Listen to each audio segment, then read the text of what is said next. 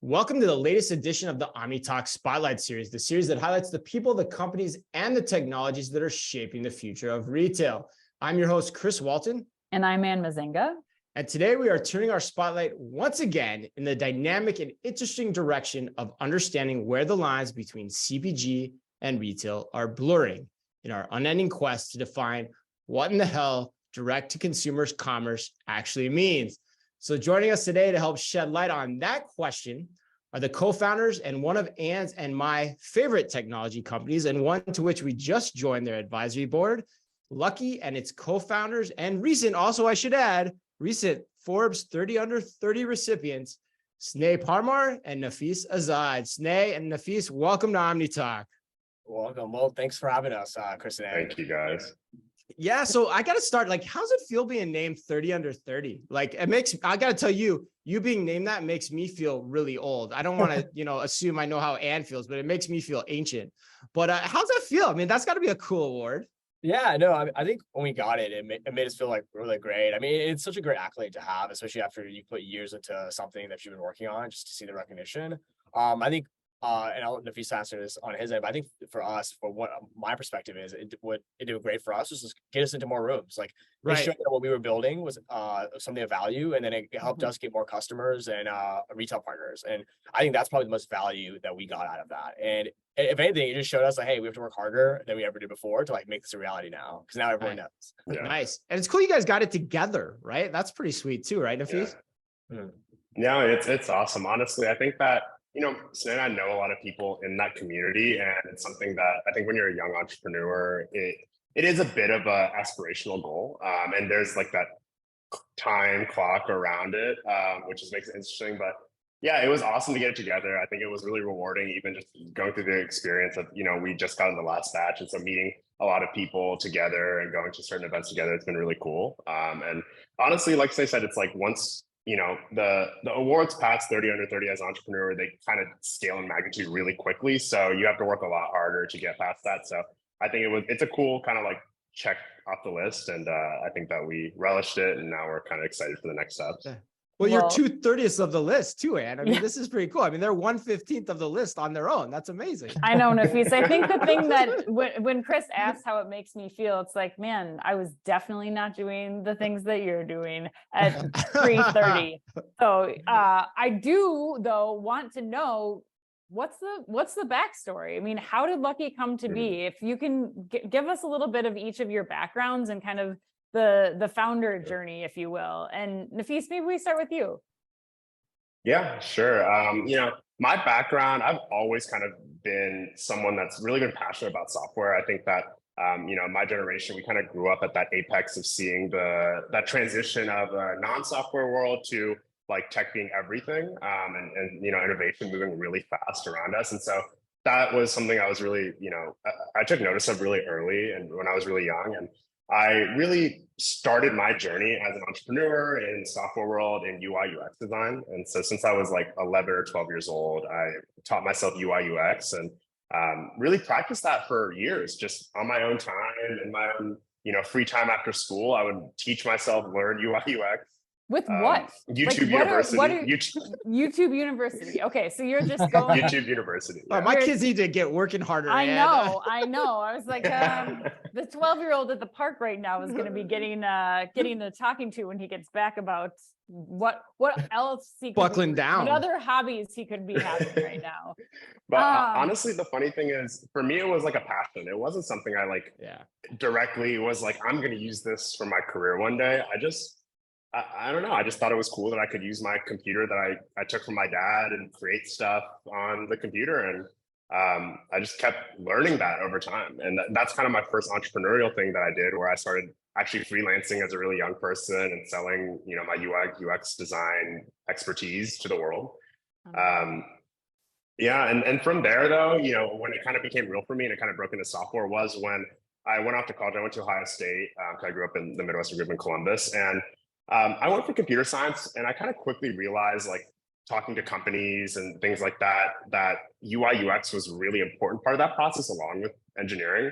And I already had that skill set. And so as a freshman, I started my first real business, which was a UI UX design agency. And then within a year of just knocking down doors and wanting an opportunity, I actually dropped out of Ohio State to scale that company. I built that company for 6 or 7 years, and it became a full stack software engineering UI UX design company. And it was that process, actually, I was doing work out in Atlanta. That's actually kind of where I met Sneh. And so I'm happy to let him tell his, what got him to that point in Atlanta as well. Yes, Sneh, I can only imagine what your answer is going to be, but maybe we should start earlier. Like, what were you doing when you were 11 and 12? Yeah, right. Oh man, that's a good question. Well, definitely not UX, UI. I wasn't that smart. At that point, it's interesting because like my background, my dad used to actually own retail stores, so like I kind of had that background in retail. Like before, I was like working the cash register, like stocking shelves. Cool. Like I literally did that. Like what you would see like people at like Walmart or like these major retailers like doing today. Like that's what I was doing. And honestly, like that just got me interested in the space. I ended up going to college at like Georgia Tech, where in Atlanta, where I grew up, and wasn't really sure what I wanted to do. I knew I liked like e-commerce because at that time that was like the rise of like Shopify, right? Like Shopify, like it just became a thing around 2013, became popular, and I always thought I'd be a brand founder. I like love brands. Like I think it's so cool. I probably just wasn't creative enough, but I ended up helping my DTC friends who were like starting brands more on the marketing and logistics side because I knew that. And I helped them like launch brands. And I was like, oh, this is like really cool. Like, I want to like work with founders. And post college, I ended up actually launching a fund with a mentor of mine. So that was actually a great experience because like I was a first time like fund manager with a mentor of mine. It's a single LP fund. We invested across e-commerce, machine learning, and cybersecurity companies.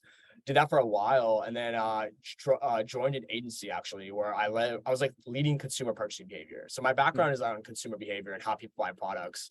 Worked with like massive brands like Coke, and then also massive retailers like Home Depot at that time. And then really just like fell into like what we do at Lucky through those experiences. Well, and tell us a little bit more about that, Sneh. Explain for our listeners what Lucky is and how you came to, you found the need in the market and came to create it. Yeah, so like I mean, Nafisa and I were always like really creative, and when we were like looking into like what basically what Lucky became, we were seeing like brands go into retail earlier in their life cycle, and this was really like post pandemic, right? Like the pandemic like changed everything. It showed people, hey, people wanted to buy directly from the brand. That's where you can educate and learn about the product in the best possible manner. But the biggest challenge consumers had was like getting the product fast and in a sustainable manner. And what we saw was like, hey, customers want to shop from brand, but when they revert, they usually go to the retailer to buy the product because if they want it faster, because it's more likely going to be closer to them in distance, and it's going to be on a shelf there anyways. So we did some digging, working with these major retailers, and realized that they have all of this infrastructure in place, products sitting on shelves that they want to honestly just sell out faster. So we were like, what if you could go to the brands and connect their DTC website where customers are already going to learn about the product, and then it showcase on that direct-to-consumer website that, hey, as a consumer, now you can go get this product same day, whether it's picked up or delivered from the closest store near you. And that would create the first true omni-channel experience. Because you would have this like black box, right? Like if you, let's say I'm a brand, I get into a major retailer, like my entire basic interaction with that retailer is like getting into wholesale, and that's it. But I have no control over who's going to those stores. I have no idea what attribution I'm sending, and how fast the products are flowing. But now with Lucky, you're able to see that. You're able to see exactly who's coming to the DTC site and then ends up going to get it from the retailer same day because they want it faster. And Sneh, explain a little bit why this is important. We were just at a conference in oh my gosh, New York, Commerce Next. And I was like, where have we been? We've been to all these places, but everywhere. I thought it was really interesting because I attended this Gen Z panel. So it was 4 people from Gen Z talking about their search behaviors. And what I found really interesting was that, you know, when they're all talking about the latest products that they found, none of them talk about going directly to Google or to a brand's website to find that. They're finding it, they're searching on TikTok, on Instagram, on YouTube, and explain kind of where this customer journey is going now and why it's so important, kind of the 30,000 foot view of like why it's important for brands to be able to allowing what Lucky allows them to be able to do to kind of give them those options. Yeah, no, that's a great question. And you hit the nail on the head with like the Gen Zs and millennials, like the new generation of buyers. Like if you think about the journey, like you're saying, TikTok, Instagram, Snapchat, like that's where people are getting basically introduced to new brands. And where does that take you? It takes you directly to the brand's website because they are going to do the best job they possibly can with their content to make you educated about what their product and why you should buy it. And that's where customers want to get it from. They want to be able to have the easiest method. But what challenges these DTC brands have is they don't have the distribution and density that a retailer has. And that's really where the retailer comes in, right? And these brands might be in these retail stores, but as a consumer on the DTC side, you have no idea.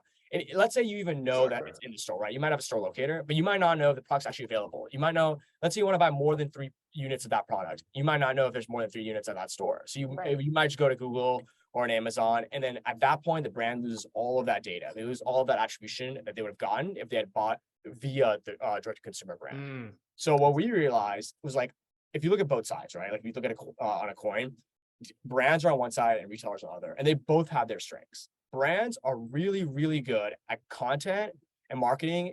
And that what that does is gets them net new customers coming to their site every day. And even the retailers know that brands are better at marketing their own product than a retailer is, because a retailer has obviously thousands of more products to market. But on the other hand, you have retailers, and what their strength is, which I was mentioning, was distribution and being in proximity to the consumer. So if you leverage both sides, if you let a consumer, like I said, take the content and education from the brand, but then be able to purchase via the retailer, that creates the best experience at the end of the day. And that's what, like, for us, that's what omnichannel means. Is being able to utilize both the online and offline channels in a way where the consumer has a better experience when they're learning about the product, but also buying the product. Right. Yeah, I joked about in the beginning, like what the heck does direct to consumer really mean? But that's what I love about what you just said, because in a way, the relationship between the wholesale relationship between brands and a retailer has always existed. We're at a place now where we're just trying to figure out how to unlock it even more within the omnichannel space and allow them to go direct, so to speak, without actually going direct by way of the retailer and their supply chain and their logistics operations and how they're set up. So that's really intriguing me. So Nafis, let me turn it to you based on what Sneh just said. You're the product guy here. And we've talked about this topic a lot around, or peppered the edges around this topic a lot, and I have in the past. What for you, what is different though about what you've created as a product, say, relative to some of the other competitors in this space? Yeah, that's a great question. I mean, I think that the biggest thing for us that we've noticed, and it's been the challenge that we kind of undertook when we went up to build this company, is working with the retailer directly, right? When we look at these amazing retailers in the market, they are innovating and they want a share of this traffic on the DTCs that we're talking about. But they really have, more kind of, firepower internally around merchandising and things like that. And they really need a third party like us to come in and connect the dots, right? And I think a lot of competitors in the market, they kind of circumnavigate the retailer and they say, hey, as a brand, you can go to a brand and I can show to your customers, here's your stores and store locator, or I could make an educated guess around availability. But what they're not doing is working hand in hand with the retailer. And the ceiling basically is completely lifted in terms of growth opportunity and building that omnichannel relationship with the model that we have. So we actually work directly with the retailers that we're working with. When we go to the retailers, we have the most accurate, most live and dynamic set of data that's flowing in around inventory and distribution that we're feeding back to customers. So customers are really seeing the same set of inventory data that the retailer is presenting to them. And that is, a dynamic difference from customer experience, But when I actually think about long-term growth of how we can actually impact the brand retailer and that omnichannel relationship, because we're actually working with the retailer in that equation, we can help the brand do a lot more things with the retailer, such as optimize their marketing dollars around where the retailer's advertising their products to the customers and the brand's advertising their products relative to where store availability is. So reconciling demand occurring on the brand side with inventory and availability on the retail side. We can impact the way distribution is being done at the retail side. That's something that there's no way a competitor could do unless they're working directly with the retailer, working on this data set together and saying, hey, we're identifying where the highest sell-through rate opportunities are for this brand in your stores. And then we're also helping the retailer make more, accurate and analytical merchandising decisions by analyzing brands early in their merchandising process with a retailer. Say it's a regional launch with a retailer we're working with. We're collecting all this data and helping them understand where the next expansion opportunities are. And this is all a benefit. This is, everything I just said, they're mutual benefits that increase stores that the products are in. It increases sell-through rate at a store level and makes the supply chain more efficient, on both sides. And so that's kind of the primary thing that I think we realized we have carved out a ton of leverage in terms of like a market opportunity, and why when we work with brands and we work with retailers, it's a genuine win-win, right? We're not just aggregating random data, we're creating partnerships and we're building upon that existing partnership using data. That's a really interesting point that I never thought about too in talking with you guys before in the past, is that like the way you're setting this up is really smart because you're giving the access to the data to both parties at the same time. There's shared transparency in what's happening Exactly with their consumer, even though the interaction is potentially being started on TikTok, goes to the brand's website, and then is fulfilled by the retailer. But by creating this synergistic relationship with both and involving both parties, even though it's harder for you guys, probably from a sales perspective, a selling process perspective, that enables everyone to be on the same sheet of music the whole time. Is that right? Exactly. It's about creating a common language, right? And I do think a lot of the times when you look at a brand or retail relationship, they do speak different languages when it comes to the data that they're looking at analyzing. Of course, the retailer looking a lot more through a kind of sales focus lens, and the brand looking towards a marketing focus lens. I think reconciling those two kind of communications creates opportunities for more collaboration and partnership. And what we've seen with the brands that we work with is they're using our data specifically and the retailers at the same level to go into shared meetings and have mutual conversations around, we're seeing opportunities where we know we're just going to make money together. And I think that common language, has not really existed thus far. And like Sneh said, the biggest opportunity we noticed when we first started working on this problem was the communication kind of stopped after that wholesale deal a lot of the times. And, to us, this is creating a common language that's starting at the unification of marketing, which is what we're doing now, but then steps into merchandising, distribution, and optimization of all sorts of other things in that relationship. Well, Sneh, Nafis really covered like the benefits, I think, there for the retailers and brands that are working on the platform. But will you explain a little bit too, or dive a little bit deeper even into what the end consumer is getting out of this too, and just how that's simplifying how we're shopping and how we'll continue to shop in the future? Yeah, no, absolutely. So, I mean, at the end of the day, like everything we do, even though we interact day to day with the retailers to collect their data, and then with the brands to increase, make sure they get the attribution data and improve the experience with the end consumer, we want to make sure the end consumer is happy, right? And we want to make sure we build a product that fits naturally into the way an end consumer shops. We don't want to force them into a different direction. It's what do they look like? What does the future of shopping look like? And that's kind of what we build towards. So when you mention end consumer, really the value proposition for them is basically giving them the optionality to buy in the way they want to buy. So what I mean by that, and step one is what we're doing today, right? We are creating this experience on a direct-to-consumer brand's website where now you not only have the ability to buy directly from the brand and just buy directly right then and there if you don't want to do anything else. But let's say you want it faster and more sustainably, then you have the option to get it from a retailer that you now know has a store within a certain vicinity to you with this amount of units of product right then and there. So that's giving them another option to purchase that product. What we look to do down the line is basically taking that experience and spreading across any channel in which a consumer buys, whether that's live shopping, whether that's shopping on social media. No matter where they're buying, the consumer should have their preference of getting the product. So one of our ultimate use cases, like let's say you're seeing a product while you're going on social media, you like look at the product and you have the option to buy right then and there. Instead of just directing you to the DTC side, like what if it directs you and you can do one-click checkout and now it gets delivered same day from the closest store that has it in stock. And that's really what we look at it from like the end consumer perspective. It's like building towards a fluid concept of like optionality for the consumer, because they all have their own preferences in how they buy, and we should make sure we're there for them. That's right. really cool. And allows you to get further up funnel too for the brands to help them show the consumer, like, here are your options. Make the choices that are best for your convenience, but also for your value set, which again, I think is so smart and really appealing to this next generation of consumer who's prioritizing that in their decisions.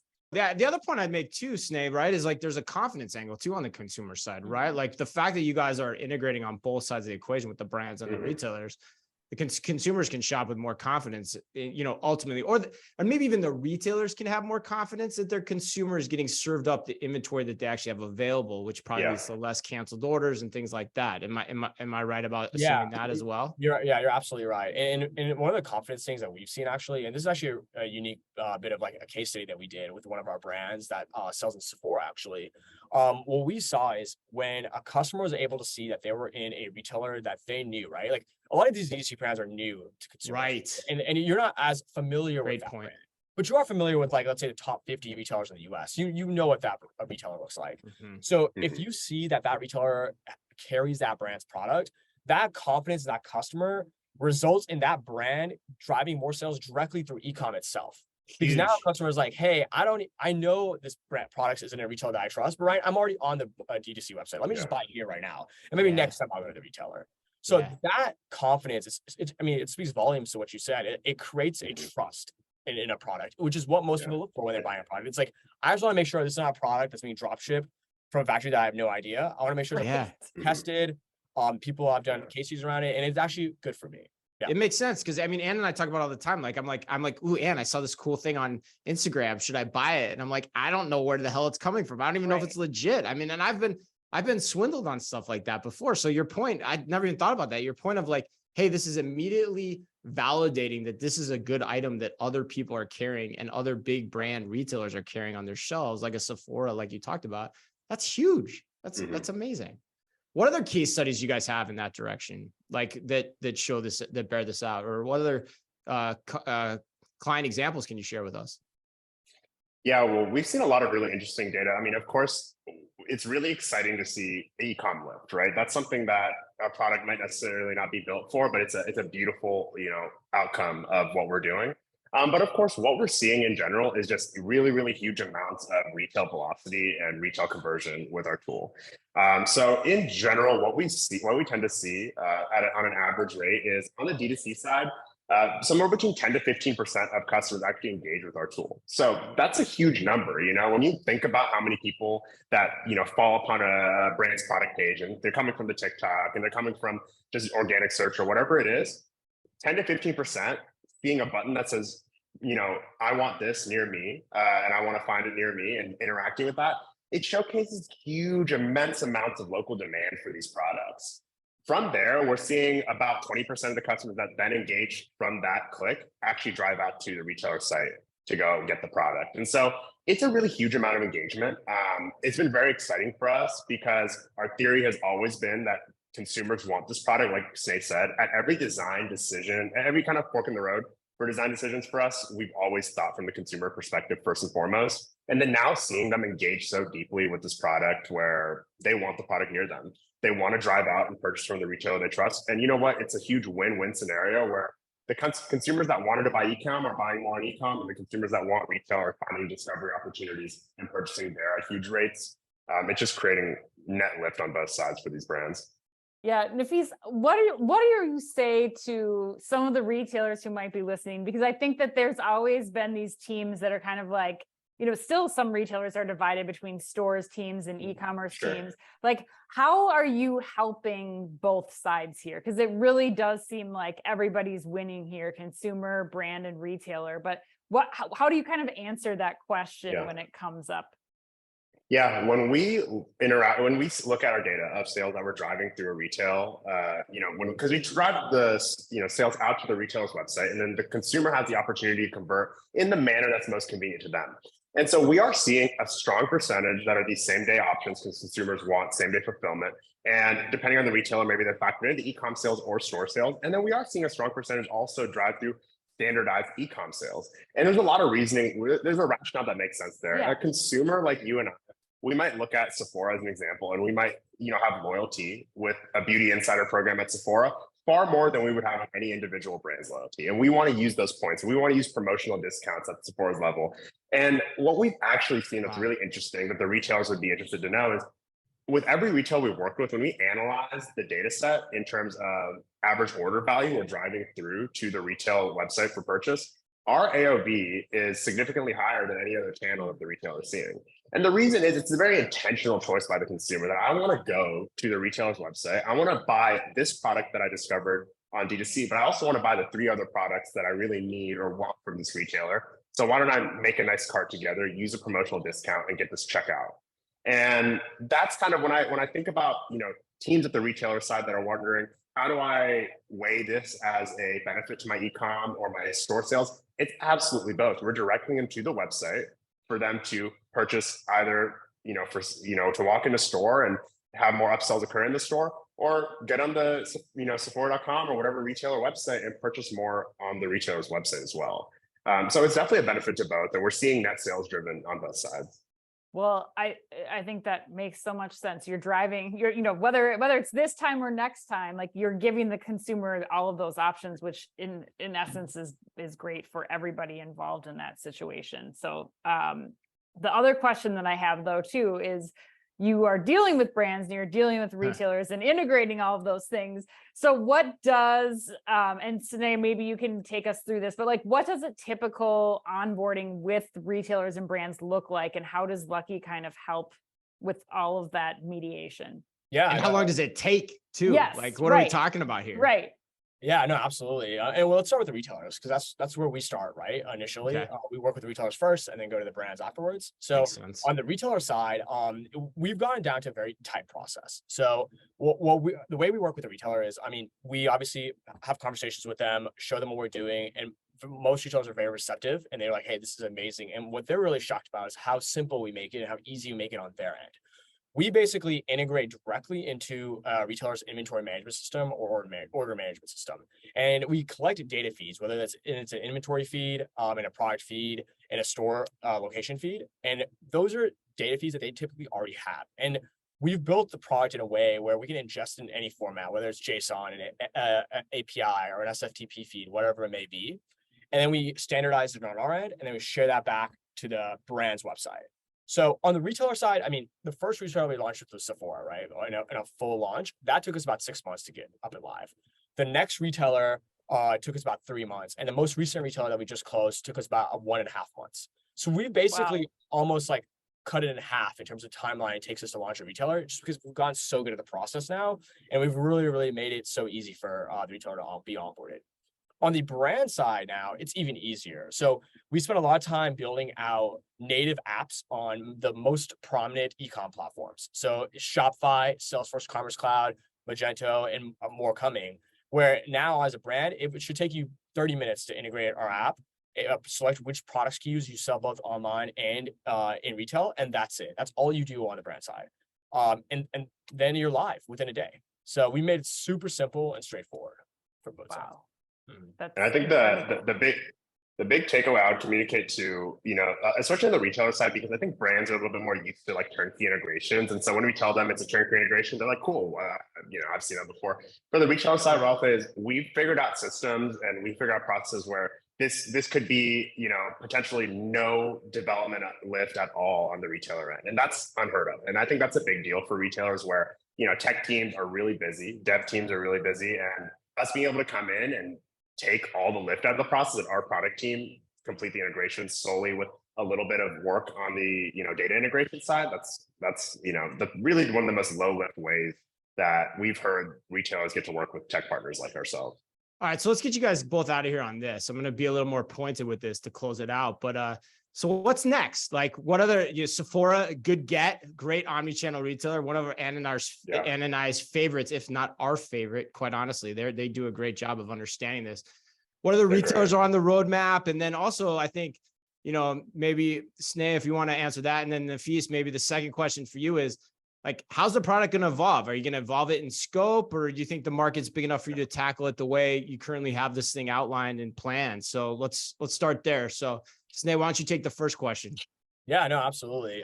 In terms of like what retailers we're focused on next, so like we have Sephora, which we mentioned earlier, right? And like that is one of the premier retailers in the beauty category. And the way we look at acquiring next retailers, there's width and depth.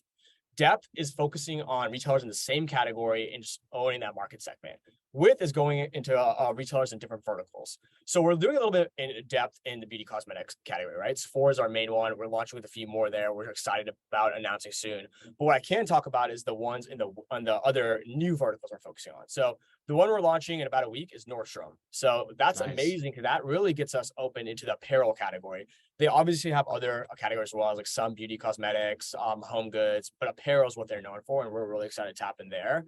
And then the third retailer that I was mentioning that we're launching with in about 2 to 3 weeks is Walgreens. And that really gets opened into like CPG and health wellness products, those everyday products that consumers want. And both of those retailers have thousands of brands, which really gives us an opportunity to just between those 3 major retailers, we have 3,000+ brands that we can go target right now. And in the Walgreens case, thousands of stores. Like, I think that's the really interesting Yeah, thing too, really, because a that lot. changes the dynamic really quickly when you're talking about same day convenience and, you know, a differentiator for Walgreens to be able to put some of these D2C brands in their stores in test locations and know all these things. It's really incredible. Density is always a big thing. And so, I mean, that's the fact that you mentioned, like the number of stores is huge. It's like, that's always something we look for. And that's why we start top down, right? We want to focus on the mass market retailers in the beginning. And then we focus on getting all the specialty niche retailers in each category. And Walgreens is a great testament of that. The thousands of stores they have across the country and like velocity of which we can move products and proximity to consumers. God, and I love doing this show. I knew Sephora. I didn't even know those other ones. That's a hell of a resume right out of the gate here, guys. Those are 3 really incredible retailers. All right, Nafis, back to you then. So how would you answer that question then pointedly? Like, is the product where it needs to be and you're just going to keep grinding it down until you get, you know, as much of the market as you can in the space, or how are you thinking about evolving it? No, it's a great question. Honestly, the product, I think, is clearly moving at a really high momentum and velocity right now. That I think our retail partnership traction is kind of pointing towards that. But we absolutely, just like Sneh was saying, like same thing from the partnership side. We're looking at the product side. It's a with strategy as well as the depth. So from the depth strategy, it is about acquiring more market share. It's about building relationships with these retailers and just scaling forward what we've been doing with thousands and thousands of great brands. And I think ubiquity is our goal in the depth sense. How do we make it so the average consumer starts to prepare or want to see our tool on all the favorite brand websites? But from the depth or the width perspective, I think that what we really want to step into is creating more collaboratory opportunities for brands and retailers to work together, utilizing our data.